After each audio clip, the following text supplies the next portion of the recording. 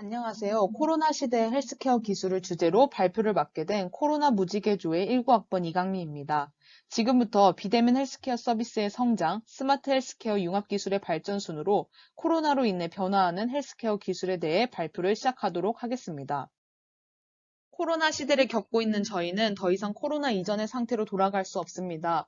이로 인해 포스트 코로나라는 새로운 용어가 등장하였는데, 이는 접촉 및 비말을 통해 전염되는 코로나의 특성으로 인해 사회적 거리두기가 보편화되면서 비대면 서비스가 확산되고 데이터 및 AI 등의 디지털 혁신의 필요성이 증가하는 등 사회 전반적으로 큰 변화를 일으킴에 따라 변화하는 시대를 의미합니다. 첫 번째로 비대면 헬스케어 서비스 성장 사례로 원격 진료에 대해 발표하도록 하겠습니다. 올해 코로나19의 세계적 대유행으로 원격 진료 제품과 서비스 수요가 증가했고, 그에 따라 세계 원격 진료 시장은 급격하게 성장하고 있습니다. 하지만 한국의 원격 진료는 명시적으로 규제되고 있는데요.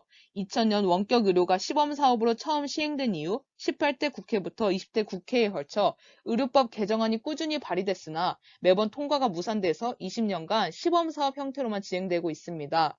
올해 코로나19의 확산 방지를 위해 정부에서는 코로나19 관련 전화상담 및 처방을 한시적으로 허용했으나 대한의사협회에서는 이를 전면 거부했습니다. 대한의사협회장은 환자 진료는 대면 진료가 원칙이라며 원격 의료는 환자의 의료 이용 편의성 또는 편리성 기준이나 비용 효과성 기준으로 평가되어선 안 된다며 원격 의료에 대한 반대의 입장을 강력하게 나타냈습니다. 이렇듯 의료계와 정부의 입장 차이가 분명하다 보니 관련 기술을 보유한 한국 기업들은 국내가 아닌 해외를 대상으로 사업을 전개하고 있습니다.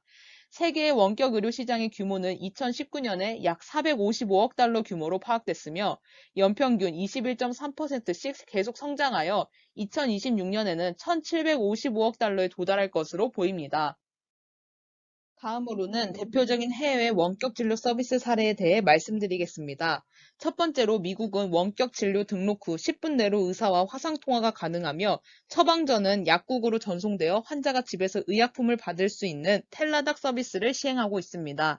두 번째로 영국은 인공지능을 활용한 원격 진료 서비스로 경증 환자는 AI가 의사 대신 진찰하고 제대로 된 진단이 필요하거나 약을 처방할 땐 의사가 직접 처리하는 방식의 바빌론 헬스를 시행하고 있습니다.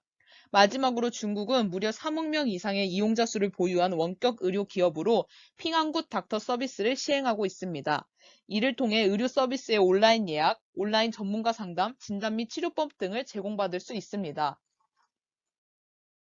두 번째로 원격 의료와 더불어 병원에서 디지털 헬스케어 기술을 통해 비대면으로 환자를 관리하고 나아가 병원 내 코로나19 확산을 방지한 사례들에 대해 발표하도록 하겠습니다.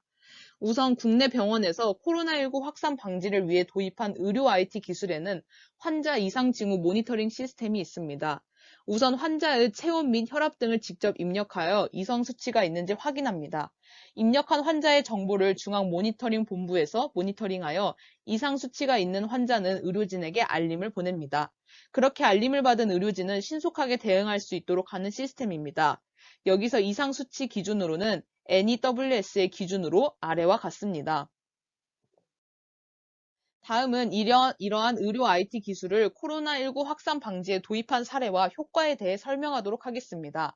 우선 환자 이상 징후 모니터링 시스템의 효과는 첫 번째, 병동 내 이상 징후 환자의 실시간 알림 서비스로 신속 파악이 가능합니다. 두 번째로는 PC에서 병동 환자의 이상 징후 모니터링을 통해 조기 진단 및 조기 대응이 용이합니다. 마지막으로 코로나19 및 격리 환자를 대상으로 안전하게 진단과 치료가 가능합니다. 이와 같은 환자 이상 징후 모니터링 시스템을 도입한 사례로는 분당 서울대병원이 있습니다. 분당 서울대병원은 기존에 사용하고 있는 디지털 헬스케어 기술을 활용하여 전자의무기록 시스템과 함께 환자의 위중도를 정해진 기준에 의해 평가한 후 이상 징후가 있는 환자를 파악하여 의료진에게 알려주는 서비스를 시행하고 있습니다. 세 번째로는 스마트 헬스케어 융합기술의 전반적인 발전 중 인공지능을 활용한 감염병 예측 및 대응에 대해 발표하도록 하겠습니다.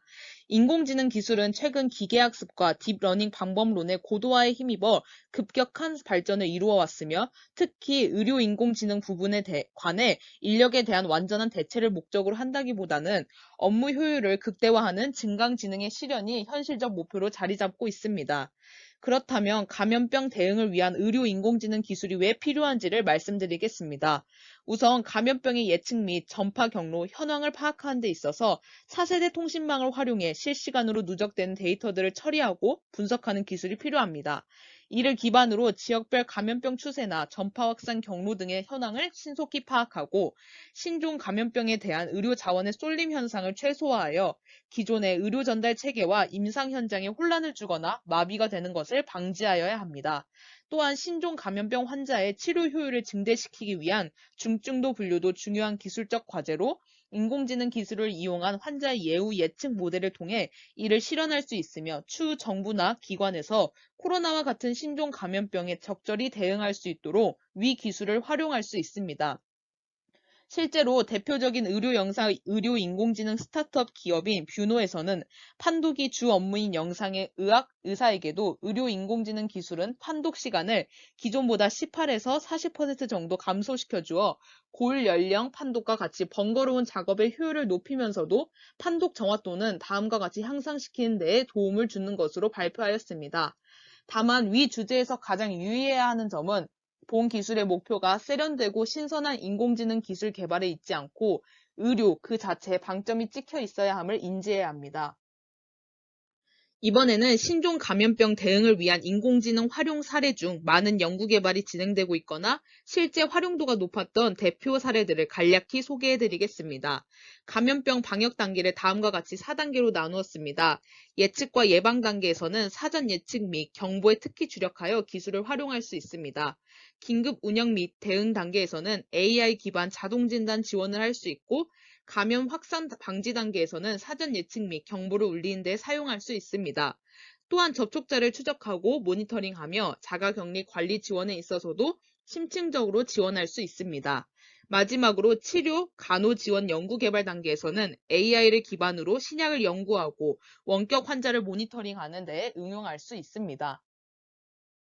마지막으로 스마트 헬스케어 융합기술의 발전 중 디지털 치료제에 대해 발표하도록 하겠습니다. 디지털 치료제란 질병이나 장애를 예방, 관리, 치료하기 위해 환자에게 근거 기반의 치료적 중재를 제공하는 고도화된 소프트웨어 의료기기를 의미합니다. 코로나19 장기화로 인한 코로나 분류를 겪는 사람들이 증가하면서 정신건강 분야의 비대면 의료기술인 디지털 치료제가 우울증, 중독 등의 정신질환을 치료하는 데 적극 활용될 것으로 기대하고 있습니다. 디지털 치료제는 법제상 의약품은 아니지만 의약품과 유사하여 3세대 치료제로 분류합니다. 또한 근거 기반 치료적 중재를 위해 기존 의약품처럼 임상시험 실시, 치료효과 검증, 규제 당국 허가, 의사 처방, 보험 적용 등의 과정을 거치는 것이 특징입니다.